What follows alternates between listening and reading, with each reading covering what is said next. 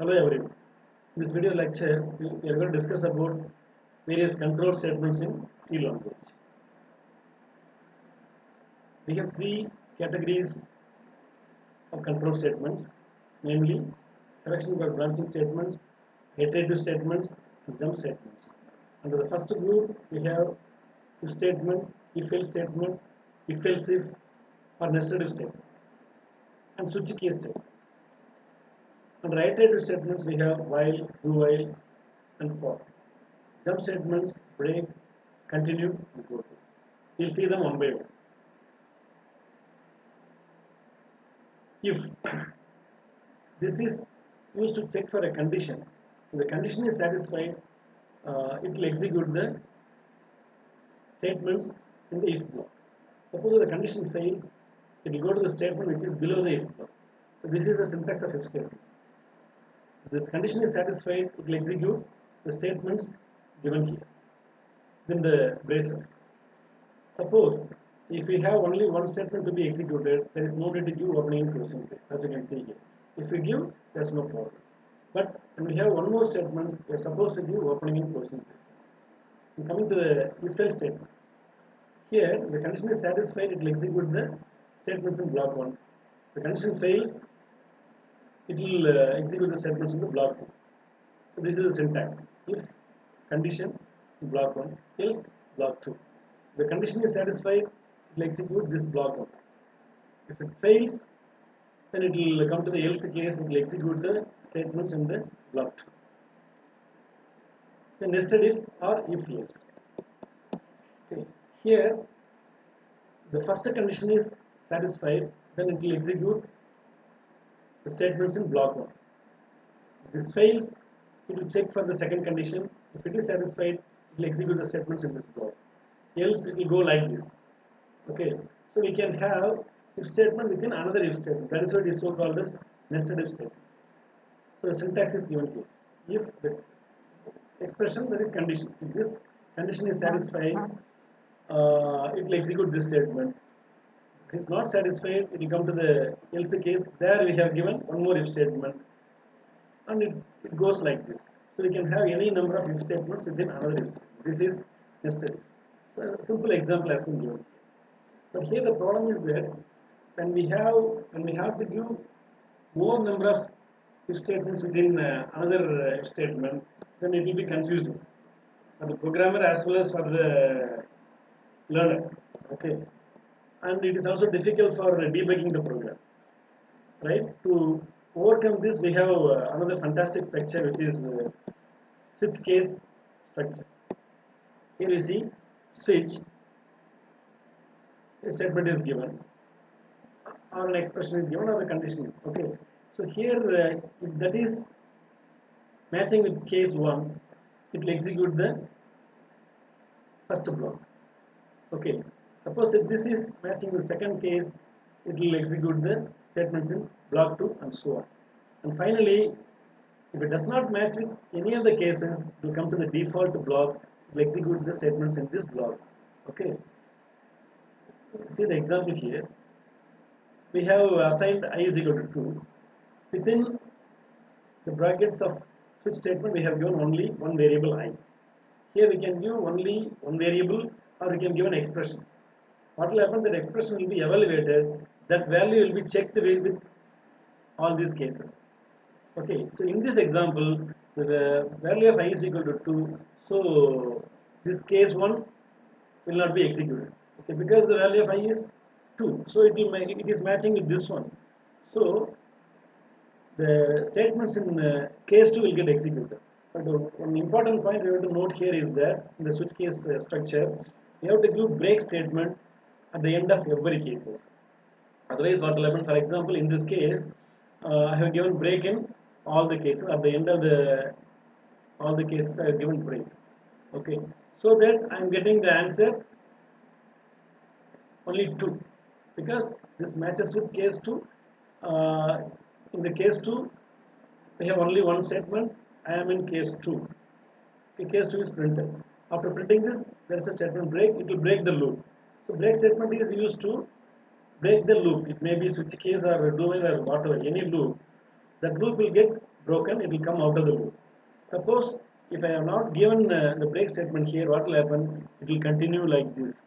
It will go up to the end of the switch case block. So we will get what? I am in case 2, I am in case 3, and so on. So that is an important point to be noted. Break should be given at the end of every case. So the last one is default. The default case is an optional one. Suppose this is not matching with any of the cases, it will come to the default case, it will execute the statement over there. Right. But this is optional. This is about switch case structure. Then coming to the iterative statements, we have while. So while what will happen? We'll have before getting into the while loop, we should have initialized the loop variable. Then condition has to be tested in the while. But if the condition is satisfied, it will execute the set of statements in the while block. Otherwise, it will come to the statement below the while block. You see here, I have initialized the variable I with 0, and here the condition is given in the while. So if I is greater than 0, but here I is 0, but 0 is assigned to I, but the condition fails because I is greater than 0. I is 0, so 0 is not greater than 0, so condition fails. So it will come out of the loop. So nothing will be printed. So we can say, because of this reason, we can say the while loop is the entry check loop. Before entering into the loop, it will check for the condition. Whereas coming to the do while loop, it will do first and then check the condition. That means it will execute the statements given in the do while block first, and after the execution of the block once, it will check for the condition. So this is called as exit check structure. See here, I is equal to 0. So immaterial of the condition given here, it will execute the set of statements in the block. So it will print the value of I. So we will get what? The output is 0. But after printing, the value of I is decremented by 1. So I becomes -1. Then we'll check for the condition. Okay. -1 is not greater than 0. So condition fails, the loop is broken. Alright, so the difference, same thing is there, but the thing is that while loop will check for the condition first, then only it will get to the loop. But do while, it won't check the condition initially. It will first get into the loop, execute the loop at least once, and then check for the condition. So this is entry check loop, this is exit check loop. Then for loop. Under the iterative statements, one more important structure is for loop. Okay, the syntax is given here. So we have to first initialize, then we have to give a condition. The condition is satisfied, the statements within the for loop will get executed. If the condition fails, it will come out of the loop. Okay. See here the syntax is initialization, condition, then updation. 3 arguments are there. Here all the 3 arguments are optional only. Okay. So we'll see in examples. First example, I is equal to 1, I is initialized with 1, and check for the condition I is less than or equal to 10. So condition is now satisfied. So it will print what? It will print the value of I as 1. So 1 will get printed. After the value of I is printed, the loop variable will get updated with this expression I plus plus. So already I is 1, now I becomes 2. Here we can give any expression. Okay. For the updation of the loop variable. So now I becomes 2, it will check for the condition is satisfied, so 2 will get printed. It will go like this. So up to the value of I is equal to 10, we get the output, that is 1, 2, 3 up to 10. Then after printing 10, I is getting incremented by 1, so I becomes 11. The condition will not be satisfied because 11 is not less than or equal to 10, so condition fails, it will come out of the loop. Right. The same thing is written in the other way. I have not given the third argument. The updation argument I have not given here. Okay. I have updated the value of the loop variable inside the block. That is also possible. Then also we will get the same output. So the same thing is written in another way. I have not given any of the 3 arguments. So I have initialized the loop variable outside, and I have tested for the condition and I am updating the loop variable, everything in the for block. Here also I am getting the same output 1 to 10. So this is called as indefinite loop. So when we have to execute some set of statements indefinitely or until a particular condition is satisfied, we can go for this kind of for structure. So this is very interesting one. Okay. And coming to the last category, jump statements. First one is break. Of course, we have seen this already. So here I varies from 1 to 10, but here you see I have given a condition. If I is equal to 5, then it will execute the statement break. So when the value of I reaches 5, that is after printing the value of 5, the 1, 2, 3, 4 up to 5, in every loop the value of I is checked, okay, whether it is 5 or not. Up to 4 it fails, so it continues the loop. When the value of I becomes 5, this condition is satisfied, so it will execute the statement break. Whenever the break is executed, the loop is broken.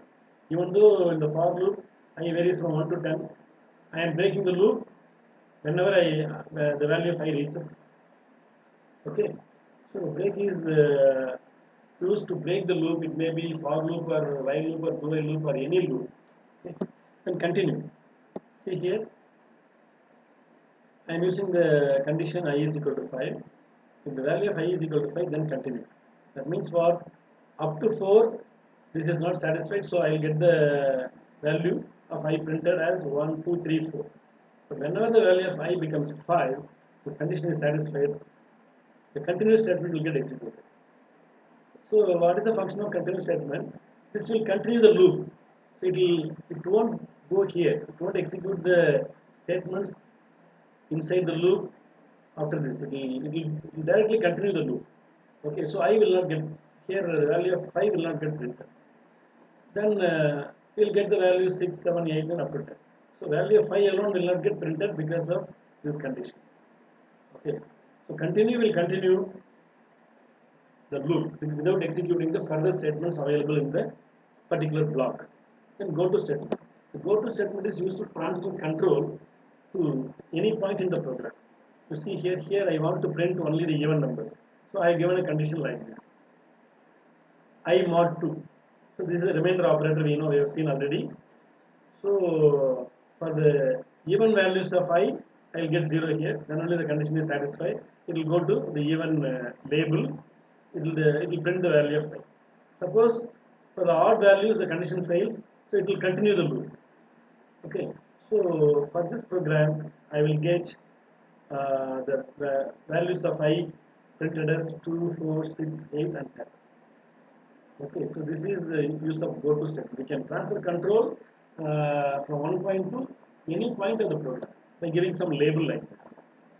Okay, so with this we are completing the control statements in C language. Thank you.